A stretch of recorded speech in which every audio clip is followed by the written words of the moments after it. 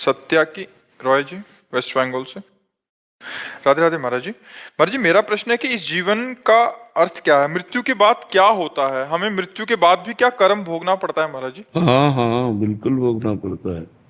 कर्मों का भोग तो अनंत जन्मों से हम भोगते ही चले आ रहे हैं, लेकिन कर्म परंपरा बंद नहीं हो रही। अगर हमारे एक कर्म का फल मिलता है तो 100 कर्म हम और नवीन ऐसे बना लेते हैं जिनको आगे हमें भोगना पड़े। देखो, एक ही कर्म का तो दंड मिलता है आजीवन कारावास। एक ही कर्म तो ऐसा बिगड़ जाता है कि आजीवन कारावास मिला, और हमारे 500 कर्म हैं, तो यहाँ जो भोगो भोगो, इसके बाद नरक भोगो जाके। जिनको समाज में प्रकाशित नहीं किया गया, जिनका हमें दंड नहीं मिला, उन कर्मों का भोग हमको भोगना ही पड़ता है। जब शरीर केवल छूटता है, ये केवल शरीर छूटता है, आप और आपका सूक्ष्म शरीर और कारण शरीर, ये तीनों साथ होते हैं। नरक जाओगे, यातना शरीर मिलेगा। देवलोक जाओगे, देव शरीर मिलेगा।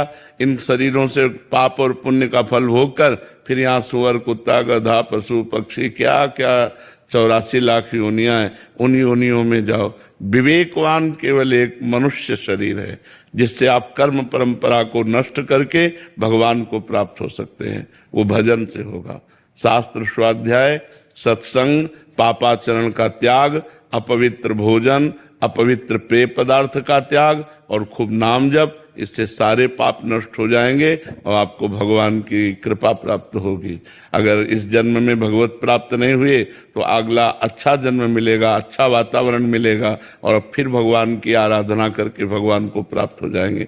अगर ऐसा नहीं तो पुनरपि जननम पुनरपि मरणम पुनरपि जननी जठरे शयनम, बार बार जन्म बार बार मरण, यही भोगते चले आ रहे हैं जब से सृष्टि हुई, और ये भोगते रहेंगे जब तक भगवत प्राप्ति नहीं होगी।